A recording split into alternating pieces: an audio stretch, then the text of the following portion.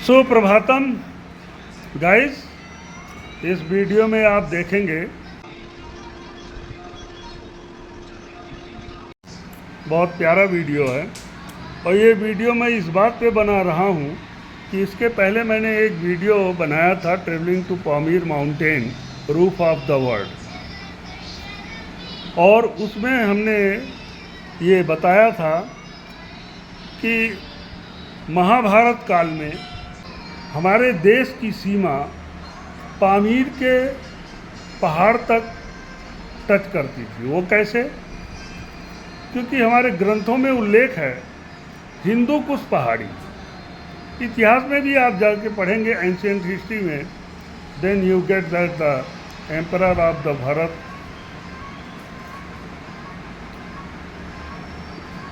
Is till Hindu Kush पर्वत, Hindu Kush mountain. Hindu Kush उत्तरी पाकिस्तान के विवादित भाग से मध्य अफगानिस्तान तक विस्तृत एक 800 किलोमीटर चलने वाली पर्वत श्रृंखला है।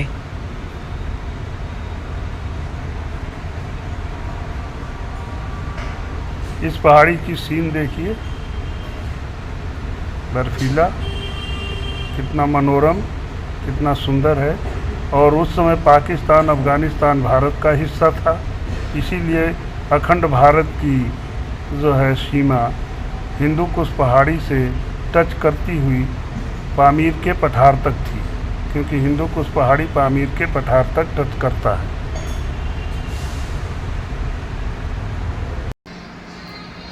और हिंदू कुश पहाड़ी से टच करके पामीर पठार निकलता है। तजाकिस्तान, किर्गिस्तान, उज्बेकिस्तान, ये सब उस अखंड भारत के क्षेत्र में आते हैं। अखंड भारत से ही निकल के तजाकिस्तान, उज्बेकिस्तान, किर्गिस्तान सब बने हैं। आप गूगल पे भी पढ़ सकते हो, इसको आप पढ़िए, इतिहास संपादित करें। यहाँ पर मानव बसाव ईसा के 4000 साल पहले से रहा है। महाभारत तथा अन्य भारतीय ग्रंथों में वर्णित महाजनपद कंबोज तथा परम कंबोज का स्थल यही माना जाता है। हालांकि महाभारत में कंबोज जैसे क्षेत्रों का उल्लेख जो वर्तमान किर्गिस्तान, ताजिकिस्तान, उज्बेकिस्तान और अफ़गानिस्तान के हिस्सों में फैला हुआ था। महाभारत में गंधार राज्य का उल्लेख भी मिलता है जो वर्तमान अफ़गानिस्तान में था, और गंधार की राजकुमारी थी। ये क्षेत्र उस समय वैदिक सभ्यता और भारतीय साम्राज्यों जैसे मौर्य और गुप्त के प्रभाव क्षेत्र में था। कंबोज, इस काल में कंबोज राज्य फैला हुआ था, जिसका एक हिस्सा वर्तमान किर्गिस्तान, ताजिकिस्तान, उज्बेकिस्तान में था। महाभारत में कंबोज के राजाओं का भी उल्लेख मिलता है। गांधार, महाभारत काल में गांधार राज्य वर्तमान अफगानिस्तान के हिस्से में स्थित था। कुरुवंश की राजकुमारी गंधारी इसी गंधार क्षेत्र की थी, जो इस क्षेत्र के भारत से सांस्कृतिक संबंधों को दर्शाता है। महाभारत काल में ये क्षेत्र वैदिक सभ्यता और विभिन्न भारतीय साम्राज्यों के प्रभाव में थे। सिकंदर के आक्रमण से पहले ये क्षेत्र हिंदू और बौद्ध धर्म से प्रभावित थे। इनका सांस्कृतिक और राजनीतिक प्रभाव भारत पर था, और वे भारतीय राजनीतिक व्यवस्था का हिस्सा थे। इस तरह आप देख रहे हैं कि महाभारत काल में अखंड भारत जो है पामीर के पठार तक फैला हुआ था। और आपको बताएं, यहाँ 7वीं सदी में अरबों ने यहाँ इस्लाम की नींव डाली, यानी इस्लाम यहाँ 7वीं सदी में आया था। तो ये है इसका प्रमाण कि अखंड भारत का हिस्सा पामीर के पठार तक फैला हुआ था। तो एक किसी गाइड ने उस वीडियो में कमेंट किया था कि हम इसको दंत कथा मानते हैं। जो हमने लिखा था कि महाभारत काल में पांडवों के काल में भारतवर्ष की सीमा पामीर के पठार तक थी, तो उसने उस पर कमेंट किया कि हम इसको दंत कथा मानते हैं, ये सत्य नहीं है। यानी महाभारत काल उसके लिए दंत कथा है, दैट इज़ नॉट ट्रू। और उसने बोला कि मैं हिस्टोरिकल की बात करता हूँ तो हिस्ट्री में कहाँ आता है।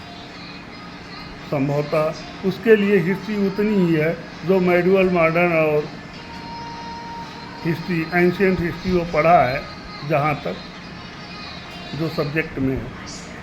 लेकिन अगर वो और गहराई से पढ़े तो which all past that is history. शायद वो इतिहास की इस परिभाषा से परिचित नहीं है, लेकिन उनकी अपनी मान्यता है। तो मैंने सोचा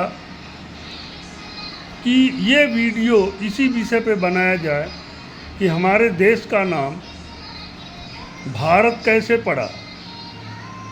इस वीडियो में आप देखेंगे, प्रमाण के साथ दे रहा हूँ, और इसके ऋग्वेद से लेके आज तक जो नामकरण हुए हैं, यहाँ तक कि कॉन्स्टिट्यूशन के अनुच्छेद 1 में भी इसका उल्लेख है कि India that is Bharat, India is that is Bharat, कि इंडिया वही है जो भारत है। तो उन कमेंटकर्ता को मैं संदेश दें कि आपके अनुच्छेद में भी लिखा है भाई। और ये भारत नाम कहाँ से आया है, जिसको आप कपोल कल्पना मानते हो, वहीं से आया, जिसको आपका संविधान भी स्वीकार करता है। वो कह रहा है कि इंडिया वही है जो भारत है। तो भारत नामकरण जो हुआ है वो शकुंतला पुत्र, महाभारत काल के शकुंतला पुत्र दुष्यंत और शकुंतला का जो पुत्र भरत थे, उन्होंने जो जिस साम्राज्य का निर्माण किया, उस साम्राज्य का नाम भारतवर्ष पड़ा। ऋग्वेद में भी एक आता है कि भरत नाम का कोई जन समूह था जिसके नाम पे भारत आया। जैन धर्म में ये आता है कि ऋषभ देव के पुत्र थे, और ऋषभ देव का काल आप पढ़ लेना भाई। कपोल कल्पना कहने वाले ऋषभ देव के पुत्र भरत थे, जिनके नाम पे भारतवर्ष पड़ा। तो इसका पूरा विवरण अब आप आगे वीडियो में देखें, और उन कमेंटकर्ता को मैं बहुत बहुत धन्यवाद दूंगा। वैसे मैंने उनका कमेंट डिलीट कर दिया है, लेकिन बहुत बहुत साधुवाद, धन्यवाद कि उन्होंने ये प्रेरणा मेरे अंदर पैदा की। तो ये भारतवर्ष नामकरण उस महापुराण काल, ऋग्वेद काल, महापुराण काल और रामायण में इस देश का नाम रामायण काल में जब राम जी थे, कैकेयी थी, दशरथ थे, आर्यावर्त बोला जाता था। तो अब आप आगे इसका डिटेल दीजिए। उनको मैं बहुत बहुत धन्यवाद दूंगा इस वीडियो के लिए कि मेरे अंदर ये प्रेरणा पैदा की कि मैं इस पर एक वीडियो बनाऊं। तो आगे तो मैं केवल प्रमाण दे रहा हूं, बाकी तो सब बातें आपको मैंने बोल दिया है। तो देखिए प्रमाण। तो ये अखंड भारत का नक्शा आप सामने देख रहे हैं। उस समय भारत को जम्बू द्वीप बोला जाता था, आप देखिए। और ये महाकाव्य काल का नक्शा है, देखिए वहाँ पामीर के पठार तक पहुँचा हुआ है। और ग्लोब में आप जब देख रहे हैं तो पूरे भारत का नक्शा आधे एशिया के बराबर है। इसको आप पढ़ लीजिएगा। इसमें देखिए ऋग्वेद काल, वैदिक काल, राजा दुष्यंत शकुंतला के पुत्र भरत, और ये ऋग्वेद अष्टाध्यायी पुराण, और रामायण काल में आर्यावर्त इसको बोलते थे।